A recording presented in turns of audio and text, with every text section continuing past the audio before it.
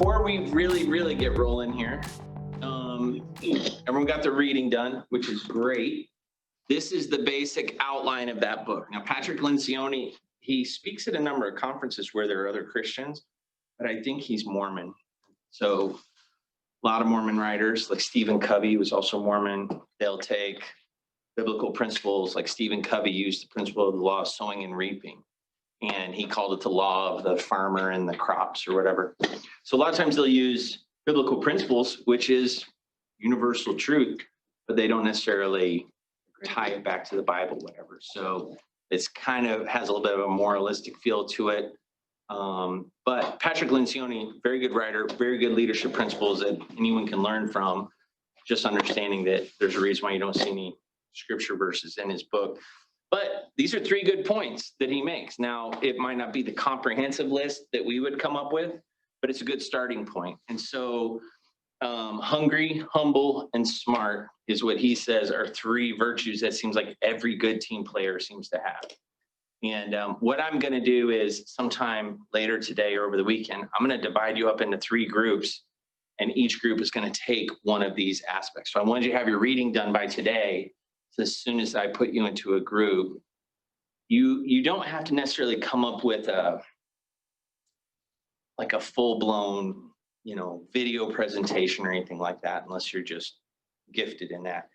You could do most of your communicating with your little subgroup via, discussion board or something like that. You don't have to necessarily have big, long meetings to plan something out.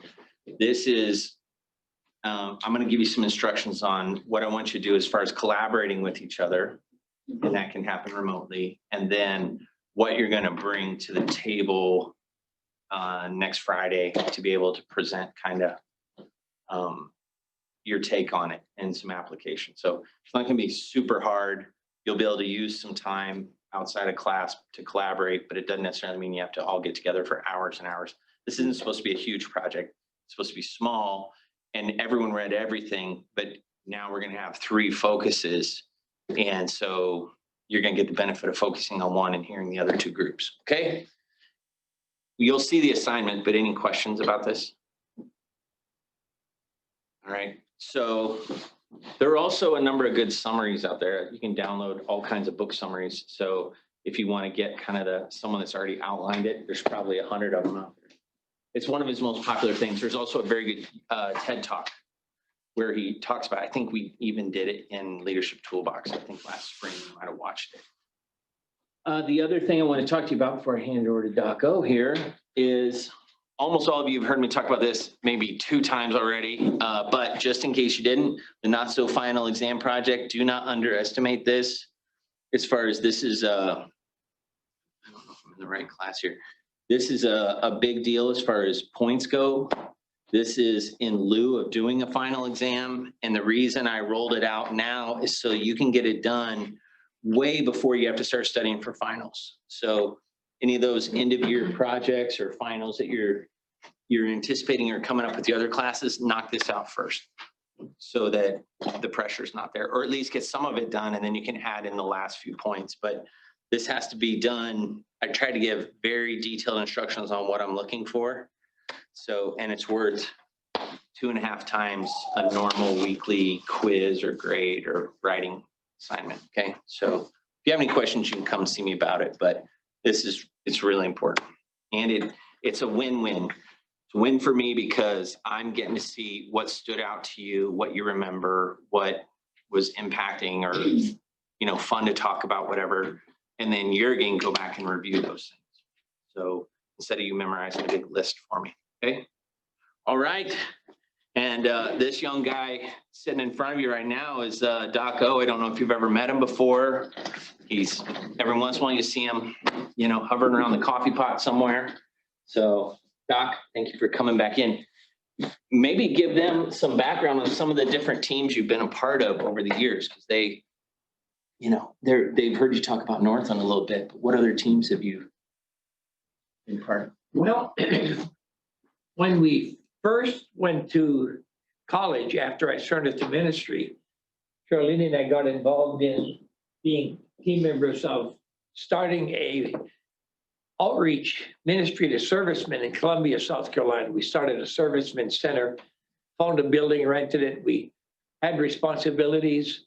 I would go on the street. Charlene would be in with maybe another lady getting coffee, cake, so on. A couple of us would be out on the street talking to soldiers, you know, we have a home away from home for you. So that happened. And at the same time, we were involved in a church plant, on a church planting team with Rod Bell, myself, a few other guys down on Bootleg Corner in Greenville. So we were a part of that for about 4 years on that. Now, in a secular setting, I was also in the midst of my college training, was a foreman on a very large construction, labor foreman. So I had to organize 42 labor workers of all different stripes. So that was definitely picking the right people and assigning the right things and firing the right people and hiring the right people.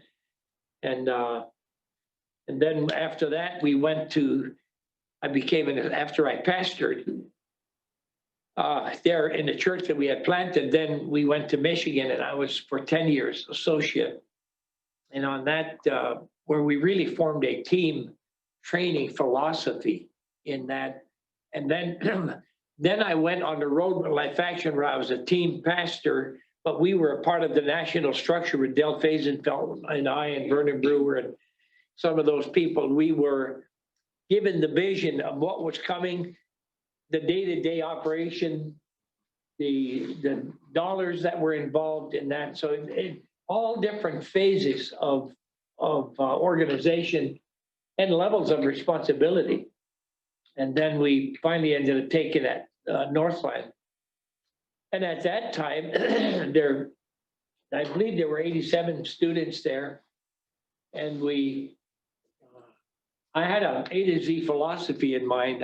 That's why I'd never get turned aside by, hey, he's a Bob Jones grad, he's going to turn this thing crazy. And at that time, Minnesota Baptists were, they had a special section in heaven for them. And I think God had them take that down, if I heard it right, before everybody got there. Oh, boy. And but anyway, it was that kind of I'm kind of tongue in cheek, but they said for 2 years I fought them, and I just kept, no, I know what we're doing, I know where we're going, and people can say or people cannot say whatever. And I love those guys. I mean, thank the Lord for the churches they planted, but they were convinced that then I was going to take her straight to Gehenna. And so you just had to keep plowing with the vision you had. So we were involved in that for actually we were there 30 years, almost 20 years as president, and then as what they call it, president emeritus or whatever it's called, or emeritus maybe, I'm not sure. I always called it emeritus. And so, but in the meantime, before we went to Northland, Vernon Brewer and I and Tom Thompson, who ended up being Dr. David Jeremiah's associate for many, many years. He was his executive pastor. He went to Jeremiah, Vernon went back to Liberty, and I came to Northland. So we started Light Ministries, learning insights in godliness, holiness, and truth. We set that whole structure up to have revivals with small West Coast churches that could not afford a big group coming in. So we were from Seattle all the way down, Portland, all the way down to San Diego, and within those West Coast, that was a 2-year. And I was getting ready to move to Reading to take the pastorate there and have the Lassen Pines camp where we were doing our training for Light Ministries. And then I ended up going to Northland, and then that became a gradual building structure, hiring. I just started building staff. There were 15 of us all together at that time on the staff. And then as the ministry grew, we had to get hires, and you had to make sure you were picking the right team members. So we had a very strong filter, 5 filters that a potential employee had to go through before he was hired. Because I wanted to protect the mission of the college. And so the things have been varied, but probably the greatest hands-on organization and the greatest hands-on would be the 10 years that I was associate pastor with organizing our outreach program and organizing our discipleship program and organizing our youth program. And the youth and discipleship were probably very close to hand in hand. So that's kind of in the 57 years, that's the variety of things that we have done.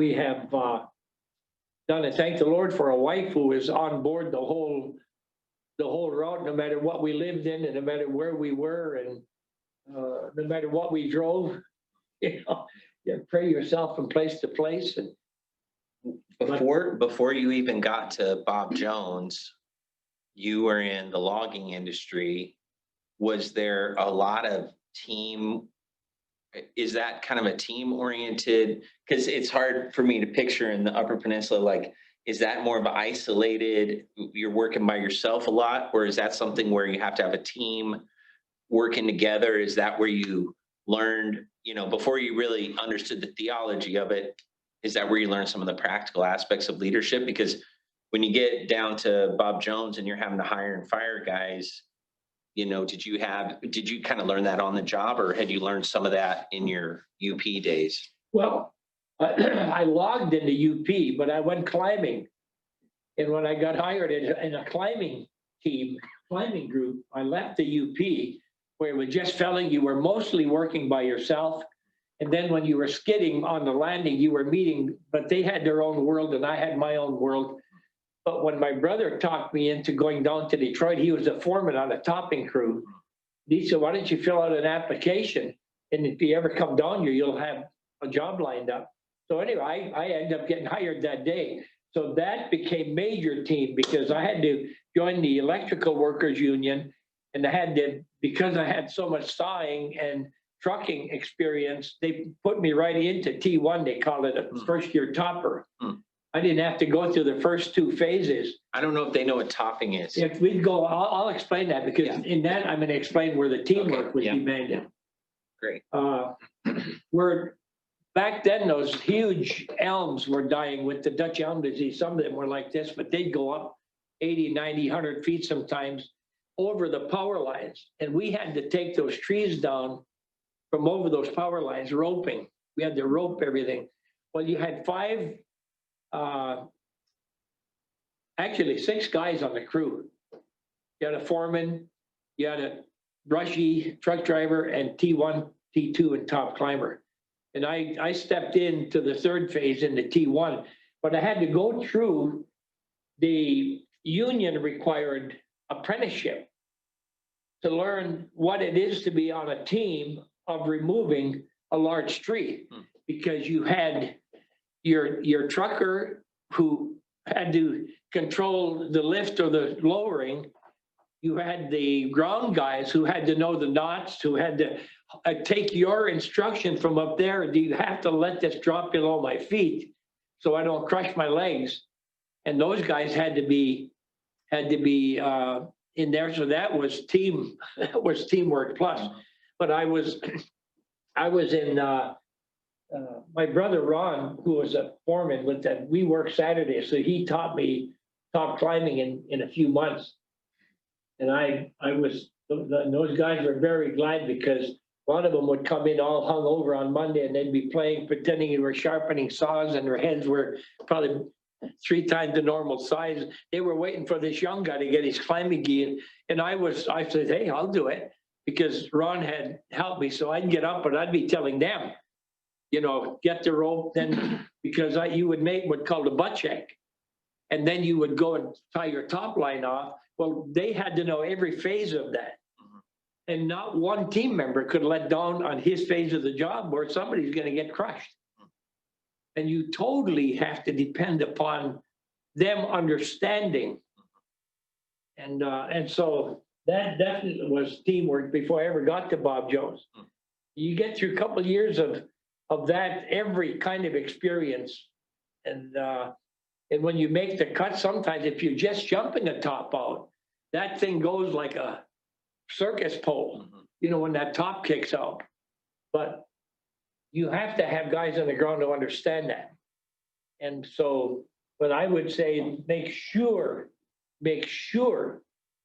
that when you let that run for about 5 feet, so I don't get my legs crushed, because you'd make the cut, you'd pre-cut it, then you'd make your back cut, and then it would start going, and it had to break completely loose, and then go down, and your butt check line would catch it, depending on how much, and the ground guy had to let it drop that much, and then jam it close so it didn't get out of control. Yeah. And I was talking to, you remember Nate Chalice? Well, and then there's Nate Carmichael. You know, remember Nate Carmichael? He was a climber too. Came to Northland. He called me one day. He said, Doc O, he bought his own truck. He had his own company now in North Carolina. And he said, man, I am all smashed up. He said, I went to work for a guy said, would you come give me a day?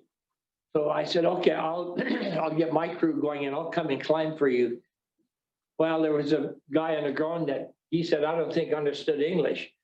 And the very thing you say, you have to let that drop. Well, he didn't. And it came back and crushed his leg.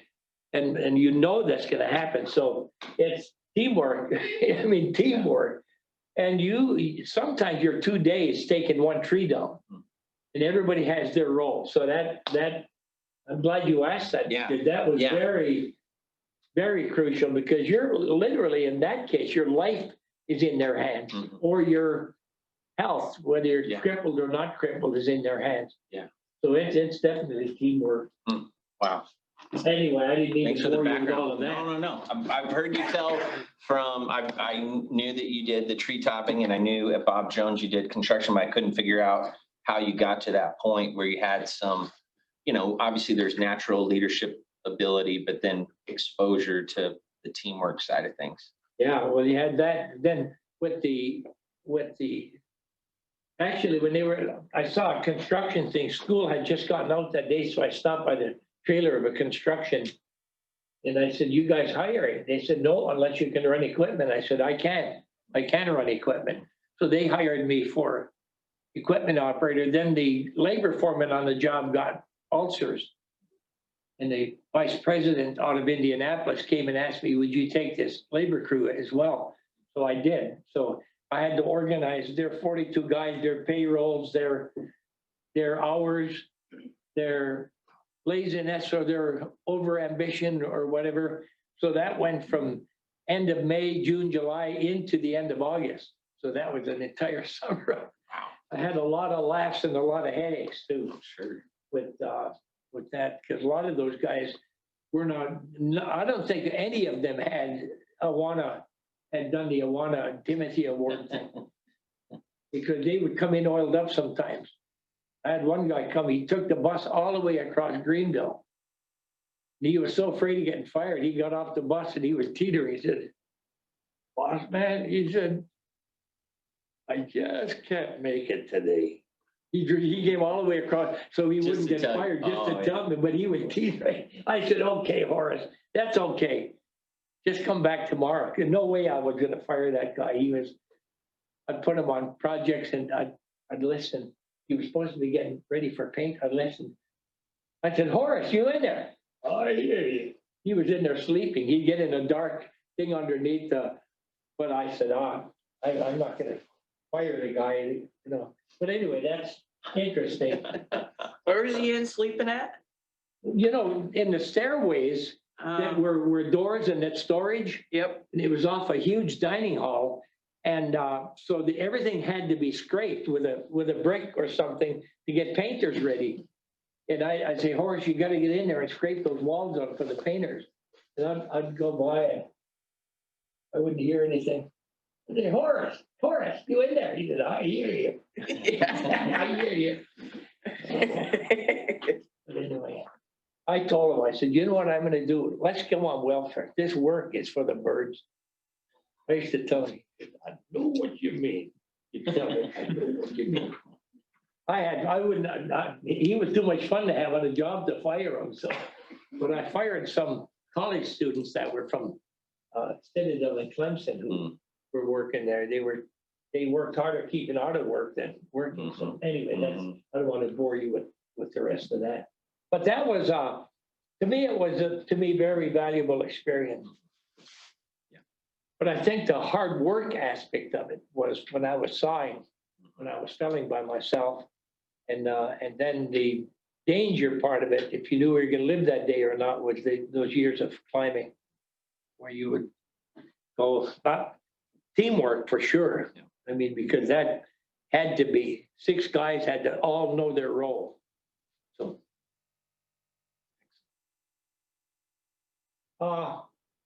The topic on the ideal team worker. Yeah. What the best thing I could do, I think I'll leave this with you, how I organized our, you had to have a clear objective when you're working. And then you have to have clear organization to make that objective have a structure to happen. And then you had to focus on outcome. Those are the 3 things that I would focus on. So you would recruit workers. How do you think is the best way to recruit a worker you're looking for in a church? What would you do if you have a structure, you have open spots for leadership? You know, what do you think would be good way or ways? And specifically in a church, In a like church. volunteers. Yeah, in a church, volunteers. Put them in a position where they're forced to lead. They get to show you if they have the leadership skills or not. Yeah, that's one way. Let's suppose that you had a spot open for a youth sponsor. And you were really looking for a youth sponsor. One thing I learned, never ask for volunteers. Because I found out that the ones who volunteer have had the most problems and they know the answer to everybody's problems. And so then you end up with more problems with them than you are with the young people that you're trying to train. So I would never ask for volunteers. But that's one idea. What else would you, in recruiting, say you have an opening for a youth sponsor. And it's a couple. It's not an individual, but a couple. As a leader in the church, you should know your people pretty well. So if you have your eye, or if you know somebody that would be really good at this, maybe approach them and ask them specifically, or ask a couple people. Okay, how would you do that? Because I'm looking for a key word there. Starts with an O, O-B-S, observe. So what I would do is I would watch and I'd see, okay, here's this couple over here, and I'd see teeth clustering around that couple automatically. They were kind of like kid magnets. And so I wouldn't go up and approach them. I would tell the others on the team, start praying for so-and-so. Let's pray for 2 weeks before we make an individual approach. Because I would really like to see why. Because I could see that they had a heart for teens and teens had a quick relation to them. The teens were really relating to them. So you knew you were not going to be dealing with somebody with a wrong attitude or wrong mentality. And so after 2 weeks of praying, and I did this with outreach workers as well, I would tell the others on the team, no, this week, let's all of us, sometime during the week, Wednesday night, Sunday morning, Sunday night, go and shake their hand and say, boy, if I've ever shaken the hand of a youth sponsor, that is a hand of a youth sponsor. And then that happens 3 times. And then I'd go and I said, do you kind of get the hint that someone's praying for you to become a youth sponsor? And it's amazing how that works. Yeah, you know, I really, my husband and I talk, we'd love to do that. And so, but when you ask for volunteers, you end up starting from ground zero. You get to see, do the kids like them? Do they like the kids and so on? And so you would get them to come in and not asking for them to come in. But then you get them on a team. I have the structure here. I'll leave this with you. Yeah. I mean, this is old. I mean, Edison had just invented the light bulb when, and you Is can that on tell sheepskin or papyrus? papyrus. Yeah, okay, that's good. But this is old. But what we did in our youth classes that we taught, we would present how to totally build a youth program from A to Z. And I said, you can do it while you're in college. If you're working in a church on a weekend, you can do this in your church. If you're helping with the youth department in your church, you can do this. And so that's what and I gave job description for the president, vice president, secretary, treasurer. Why did I have officers? Because essentially we don't have officers in our, I said, I do because the kids pick them, they vote on them, and then that gives me a team, and I am not accused of having favorites. These are the ones, when I have separate meetings with them, giving them visions, and then definitions I had for sponsors. I had totally, I had junior high, senior high responsibilities for the sponsors, very detailed. Okay, I get here's our objective. Here's the organization to see this objective happen. And this is the expected outcome that we have. And in that, when you get we had 5 senior high sponsors, couples, and we had 4 junior high sponsors. Charlene and I were one of the 5 senior high sponsors, but we had 4 junior high. So altogether, we had 9 couples that were sponsors with the youth group. And each sponsor then had a committee. And you'll see how I set this up. So there was an officer, a team sponsor, the couple, and then the names that they selected. We would get with the teen officers in the fall, in August, and get with the sponsors. And then I would let the teens pick what teams these teens should be on, because they would know best who would work best with that person or that person. And so then these teams would grow throughout the year. As more kids came in, they would be added to one of these. So it was totally organized. How big was the youth group at that time? Probably about 130, maybe. We started with, I think I had like 8 in the junior high and 12 in senior high, or vice versa. And but by this time, we probably, in Sunday school, we were probably running 135, and youth meeting, we were probably running 110, maybe depending on what was going on, but we had big committees. Mhm. And then what I did was I gave the committees the objective. I wrote the curriculum. So I would give them, here's the objective we have. Here's the organization that we have to make this objective happen. And then each committee then would be given every 5 weeks responsibility to do one program under their sponsor, under their officer, and then I would give them the topic with the written material, and they could present it any way they wanted to. Because I found when you gave them ownership, it was total. It went from 10% boredom, 10% involvement and 90% boredom. It flipped. 10% boredom, 80% involvement. And I told them, I said, I'm not a teen. This is not my youth group. This is your youth group. And if you're not interested, I'm still going to get paid. But here's what you need to do. And boy, they would take up those things, the programs they put on. And it's just unbelievable what they did. They would spend about 2 weeks planning how they were going to present that truth. So they had to do it only every 5 weeks. And then they would go and pick big refrigerator boxes and make television sets. And they would, if it's on peer pressure, whatever, they would make interviews on the streets.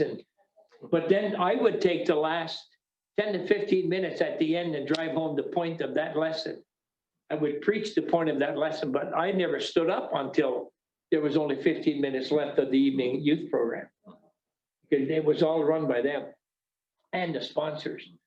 So the sponsors had very clear job descriptions, what they were to do, how they were to keep record of their groups, sheets, their groups outreach reports, their groups memorization schedules. Their points would be tabulated for camp scholarship. But the sponsor did all of that. But the good part of the team was when you had activities. It wasn't the youth pastor's wife picking up potato chips and picking up somebody who you've got a delegated team. You had a driving team, transportation to get them there. You had a speaking team who was going to be responsible for the devotional. You had the team for the meal, who's going to be assigned. So each group would take, and here's where you discern gifting. And when those people are exercising their gift, there's fulfillment in that. Some people are organized. I mean, it frustrates them to no end when something is going on and there's no organization. But if everything is clicking, boy, they get right in. And you can see how gifts take over. But I would observe gifts. You needed a mercy shower, you go to a banquet, maybe a big fancy banquet, senior graduation banquet, and a girl has a big tall glass of water and the thing gets spilled on her nice dress. What does a mercy shower do? Oh, that happened to me many times. What does the servant do? Goes and gets a towel. What does the prophet say? There's sin hidden here. I mean, you know what I'm saying? Boy, I'll skin your hide on this. You don't play games with God. And then the giver, he's sitting back. He writes a check, said, get you a new dress. Don't say anything. The exhorter gets his paper and draws charts and said, God wants to use you more with a wet dress tonight than with a dry dress. Are you willing to thank God for that? And so you would watch these gifts take over. And the teacher, of course, goes into what the Greek word for water is. And of course, I'm being a little facetious in that, but you watch how gifts take over. Lady gets run over in a church parking lot. Well, the prophet's there first. I told you God can kill you like that. And then Mercy, no, she's dying. He said, yeah, she's dying. And so anyway, I exaggerate that a little bit with people and they get the point. But anyway, when this is structured, everybody knows, but all of the officers and sponsors have this by early August. They know their team, they know their group, they know the schedule of topics, because I would write the topics for 9 months. When I would take the kids to the wilds, I would go to my room and I would write the topics for the next year and a half. And then I would start writing curriculum for those topics throughout that year. So because by the time I got to sponsors, I said, this is where we're going with the topics this year. And so in August, the teen officers knew it, the sponsors knew it, and they all knew what teams they were going to be on. So any questions on that? Again, I don't want to bore you with I had that. two that relate to this. One would be, since you worked with teams of volunteers, like in church settings and things, and then you've also worked with employees. This is a two-part question. One, where do you see the difference in the expectations you had as the leader with a team of volunteers versus a team of employees? And then second part of that is, did you find it hard to delegate things? Like, so the first one though, about kind of what were your expectation differences between volunteers and employees? Well, as you have said probably many times, people don't do what is expected, do what's inspected. And if you have an expectation for them, they need to know what that expectation is, whether they're full-time staff or whether they're volunteers. But the problem with volunteers is you cannot bring them to accountability like you can an employee, because they're volunteering. And so the problem is the lack of accountability is tough because you cannot demand a product when somebody is just stepping in to volunteer, and maybe they don't completely understand what is expected. And that's why it takes somebody who is delegated that responsibility to show that person what it is. But the big difference between volunteers and full-time is with full-time, you can give an expectation with accountability, but you can't, I mean, you can do that with a volunteer, but that's as far as it can go because there's no consequence. Where with the full-time staff, there is consequence, but you can't do it with volunteers. But once the volunteers get onto the flow of it, then but it takes a while. It's almost a 2-year process in my mind. It just doesn't happen all of a sudden. When a person goes in, say if one of these guys went in to be youth pastor, they were a layman, maybe they were running a business, and they were asked, would you take the youth group in the church? And he has to understand within 2 weeks, he's not going to have an active youth group. It takes 1 year for the church to trust him, and it takes another year for him to trust the church. So you don't even start a ministry until you're there 3 years, as far as fruit is concerned. And I used to tell guys graduating, I said, don't expect.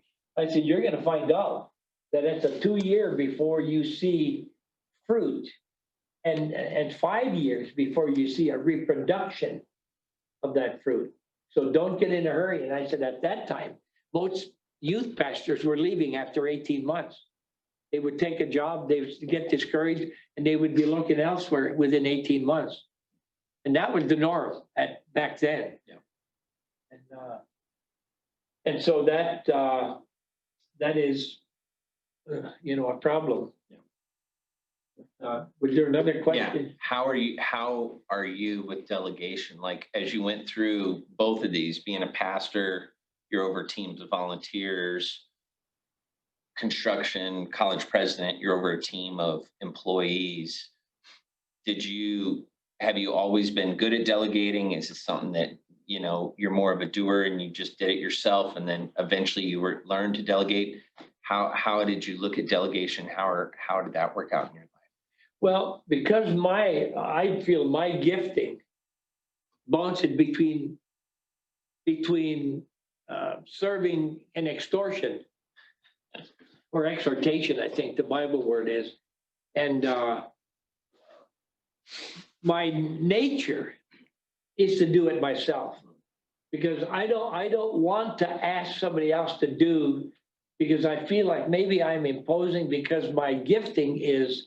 But after a couple of years of overwork, you realize no, especially some people see how hard you're working, they will come say, Pastor Les, we can do that.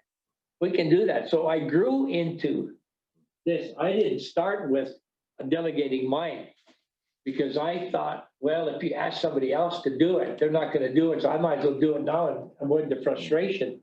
Well, then it really began to flow. And so therefore, Charlene and I were not running after food, not running after this and not running after that. But for a period of time, we were doing everything. But I learned that was not a natural with me. That was a learned behavior of delegation.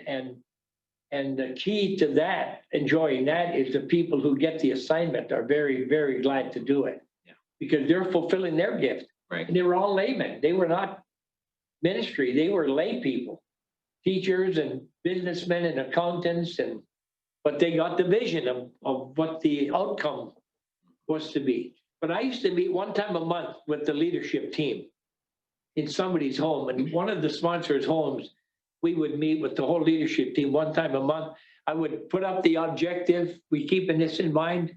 Remember, this is for God, for His glory, for eternity. I said, let's not lose sight of that. And I said, is there anything in the organizational structure that is frustrating? And then to go, but that's where those prayer times and meal times together, that probably every one Friday night a month or one Saturday night a month. We used to do that with the sponsors. But when you got 9 couples together with the officers, and they all have a heartbeat that's getting that done, it is a lot of joy Mhm. in it. Mhm. I mean, you stand around and you say, isn't this a blessing? Nobody is overloaded. Well, we had one girl in the youth group, she was kind of a pushy girl, and she'd always criticize something. I don't know, why I don't like that. So I said, Dina, we're doing an activity next month. In fact, it's a Halloween. And I think you have to call it a harvest party now, because I think the actual Greek or Hebrew is harvest, not hollow. And so I said, I want you to run it. I said, I think you're gifted enough to do it. And I said, I'm not going to do anything, and nobody else is going to. You run it. You get the people you want and do this. And this was a pretty big activity. And people were griping. And they were going there. And she said, Pastor Les, these people do not appreciate anything. I have worked so hard. I said, really? And I was just standing there watching and observing, and people were frustrated. Kids were frustrated going to her. I said, really? You mean they're not happy with you? I said, well, that's too bad, isn't it? But I thought there was never another complaint, because all of a sudden she realized that these activities don't fall out of the sky. Where's the food? Who's in charge of music? Who's in charge of? But when you have all these sponsors, they all had a task. And it was just a blessing to see them work on that. You stay in contact with some of those sponsors? All of them that are still alive. Yeah. Some of them are dying. But we're still like a bonded family. In fact, we made comments when we were together with a bunch of them recently. So, it's like we've never not been together. But we do. And my son-in-law, Jim, commented, he said, I can't believe all of these guys, couples you work, they're still like bonded friends with you. I said, yeah, because we had a common passion. And they sold out to the cause. Yeah, we do. And the ones that are still alive, we're in constant contact with them, whether they're going through that area or we are, going in that sort of thing. But I think when the joy is there, the minute something is inserted that causes frustration because of disorganization or lack of where are we going, that's when people lose heart and they say, well, I prayed about it. I think my wife and I are going to lay low for a while. And then when we had to do the same thing with our bus outreach, because we had to get drivers, we had to get captains, we had to get teen teams to go on each of those buses. So you had to keep those, and I used to envision those on Saturday morning, give them the vision for reaching the community. So we did that with all the bus workers on Saturday morning, which was a whole nother group completely. Yeah. But the teens would be put on different bus routes for outreach. And that would work. That would work that way. But this is in a church setting, but the same principles work in a secular setting where you have to know your objective. You have to have the organization for that objective to happen, and you have to know there's an outcome. And that outcome is worth the investment. But if the outcome is analyzed and it's not worth the investment, they're not going to be a long-term committed. This book here is all the total structure from A to Z of the organization, the topics and so on that Jerry Haregrove, when he began teaching, because Jerry came and worked with me when he graduated from Bob Jones at Calvary as an intern. And so when he taught youth work at Northland, he put a whole structure together, in that way. Any other comments or questions that Sorry, I dominated the question. Well, maybe I got too sidetracked here. No, this is great. This is right down the middle. We haven't really talked much about volunteer teams. But we're trying to tie what we're learning about this back into ministries. The book we're using is a secular book that talks a lot about dynamic teams and how they kind of, the roles that they have and the functions they play, the problems that come up in teams, but it's really all from a secular point of view. So we're trying to relate that back to, okay, so in a church setting, mostly volunteers, everyone in here volunteers at a church as their ministry, and they go back home and see how their home church is run and stuff like that. So this is super valuable, because I think this might protect people from being frustrated if they get put into a leadership role over volunteers. They need to kind of know that you have to have clear objective, clear organization, and focus on the outcome. Objective, organization, outcome. That's a great little outline right there. Yeah, and you have to, and that's all we had was volunteers. Yeah. These were not full-time paid people. They were lay people. Yeah. But we would pick. And you see somebody, and then, boy, we need another sponsor because we need to start another group. I'd watch, and I'd say, you guys watch. Who are teens gathering around? Who are faithful? Yeah. Who are, and then we'd go and shake their hand. You know, it almost got comical. You know, you get the idea you're being prayed for to be a sponsor, and that was kind of good for them because they realized, boy, they really do want me. Mhm. Yeah. And they've observed, but it's not just off the cuff. You watch and you see, yeah, I think they're faithful. They're here, but it was all volunteer. Yeah. Wow. You know, when you move it into that kind of a setting. I think you highlighted one thing, and I'm gonna let these guys go, that having a organization, it doesn't just happen automatically or even just naturally. Even if you're an organized person, you have to actually have a plan if you really want to have a good product. And that's not taking the spiritual out of it. It's got to be guided by the Holy Spirit, but planning is part of, I mean, the whole word organizing, it goes hand in hand. It's not just gonna happen organically. You do need to kind of have a clear direction. So, But boy, and I spent hours alone brainstorming before I ever talked to sponsors about what I'm thinking for the next year and a half. But I used to think through, okay, where are the needs?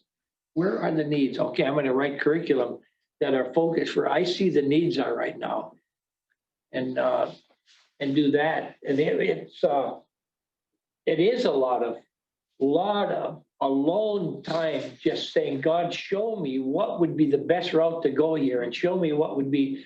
By the time there's no lack of confidence in your presentation when you've spent that time and you know where you're going. There's a whole lot more confidence exuded and a lot of comfort in the fact this guy knows where he's going. Yeah, we can jump on that. Right. And, but the fun thing is we'd go to the big museums, we'd go where we're going to do banquets, where we're going to do the Dodge Mansion, whether it be the Yacht Club in Detroit. I'd go and talk to all of these people, but I'd take the officers and a couple sponsors with me. And we would go, and that I wanted to do did I mention doing a flight into the future? Did I mention that in here? I wanted to do our theme for the graduation that year was flight into the future. So I thought I called United Airlines, and I'll leave this with you. I called United Airlines and I said, would you park one of your 747s in Detroit Airport overnight? Because we'd like to do a banquet, because my theme is, and I made the program like an airline ticket, the cover, and then the graduates, the menu, and then the program. It was all, when you flip the pages, shaped like that. And they said, you know, if Detroit was one of our bases, we would do that. But we come and leave in Detroit. And if that were in San Francisco, we could do it. And there were no Delta anchors there, but there was no airline that anchored there. So anyway, I said, so I went to the airport and I said, is there a room that overlooks a runway? that I could do a banquet, that we could be served a banquet. And they said, yeah, we'll show you here. It's right off the lounge. And it's a room in there and it was big enough for us to. And so we just went ahead and I rented that room, got the menu set. One thing I did not think of, that the same people that served the lounge bar were the same ones that were serving. And man, those girls walked in, you could see clear up to Aunt Katie's. And I said, as you may have noticed, I overlooked one thing in. So you had a youth banquet and your servers were cocktail waitresses? Yes. Oh, that is funny. Boy, and FBF didn't get a hold of it.